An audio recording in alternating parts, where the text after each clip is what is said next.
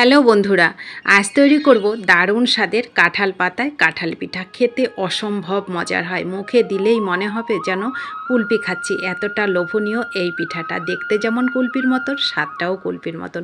তো চলুন রেসিপিটা শুরু করা যাক। আশা করি আপনাদেরও অনেক বেশি মজার লাগবে। প্লিজ সবাই সাথে থাকুন।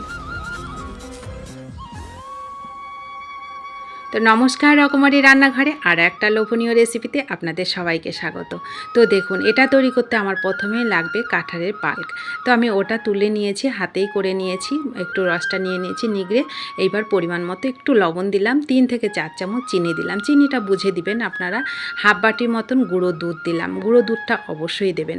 আর এইবার 1 বাটি চালের গুঁড়ো নিলাম, এটাকে অল্প অল্প করে দেব আর এটাকে মেখে নেব এইভাবে। ব্যাটারটা একটু আপনারা খেয়াল করলেই বুঝতে পারবেন আমি কতটা কি করে ব্যাটারটা আমি তৈরি করেছি। তো এর মধ্যে আমি মাখাতে মাখাতে হাফ চামচের মতন আমি বেকিং পাউডার দিলাম, তাহলে খুব সুন্দর সফট হবে আর ফুলকো হবে, খেতে অসম্ভব মজার লাগবে। বেকিং পাউডারটা অবশ্যই দেবেন, বেকিং সোডাটা কিন্তু দিতে যাবেন না।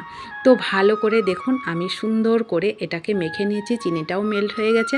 আর মাখাটা অবশ্যই বন্ধুরা খুব সুন্দর স্মুথ করে মাখার চেষ্টা করবেন।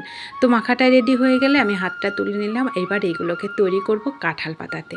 তার জন্য কয়েকটা কাঁঠাল পাতা আমি গাছের থেকে তুলে ভালো করে পরিষ্কার করে ধুয়ে নিয়ে নিয়েছি। এইবার একটা কাঠি নিয়ে নিলাম আমি কয়েকটা। এইভাবে কাঁঠাল পাতাগুলোকে আপনারা রেডি করে দেবেন। একটু দেখলেই বুঝতে পাচ্ছেন যে আমি কিভাবে তৈরি করছি কাঁঠাল পাতাটাকে। তো এইভাবেই আপনারা রেডি করবেন। একটু কাঠিটা গুজে দিলে তাহলে খুব সুন্দর কিন্তু এইগুলো একদম পানের খিলির মতন রেডি হয়ে যাবে। তো রেডি হয়ে গেল। এইবার চামচে করে এইগুলোকে অল্প অল্প করে দিতে হবে। প্রথমে অল্প একটু দিয়ে একটু হাতে একটু এরকম করে ট্যাপ করে নিলে দেখবেন নিচের দিকে এইগুলো অনেকটা নেমে আসবে। তারপরে উপরের থেকে আর একটু দিয়ে এইভাবে সমস্ত ব্যাটারটা আমি এর মধ্যে দিয়ে সবগুলোকে রেডি করে নেব। অসাধারণ লাগে বন্ধুরা। হয়তো আপনারা ভাবছেন যে আমি কাঁঠাল পাতায় এখন তৈরি করছি কাঁঠাল পিঠা, এটা কিন্তু আপনারা তালের পিঠাও তৈরি করতে পারেন তালের পাল্প দিয়ে।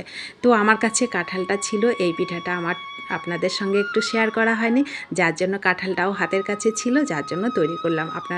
আপনাদের কাছে যদি কাঁঠালটা না থাকে তাল দিয়ে, তালের পাল্প দিয়ে এইভাবে তৈরি করে নেবেন, অসাধারণ লাগবে।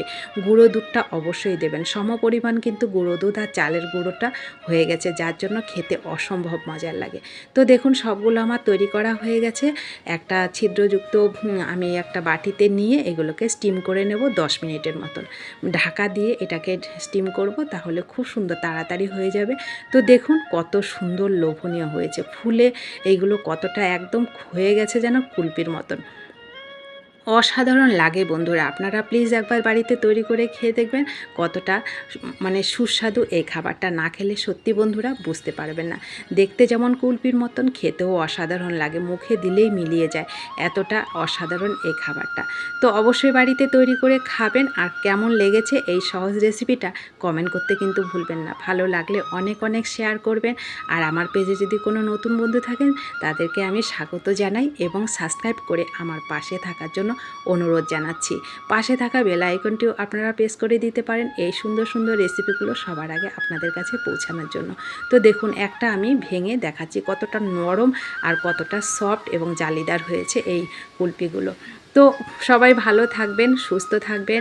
আর আমার সাথে যারা সব সময় আছেন সকল বন্ধুদের আমি অনেক অনেক স্বাগত জানাই এবং শুভেচ্ছা জানাই, ভালোবাসা জানাই আমার পাশে থাকার জন্য। আপনারা আমার পাশে না থাকলে আমি নতুন পথে কিন্তু চলতে পারবো না। প্লিজ সবাই পাশে থাকুন, আমিও চেষ্টা করব আপনাদের পাশে থাকার। সবাই ভালো থাকুন, সুস্থ থাকুন, চ্যানেলটা সাবস্ক্রাইব করে পাশে থাকুন। ধন্যবাদ আপনাদের সবাইকে।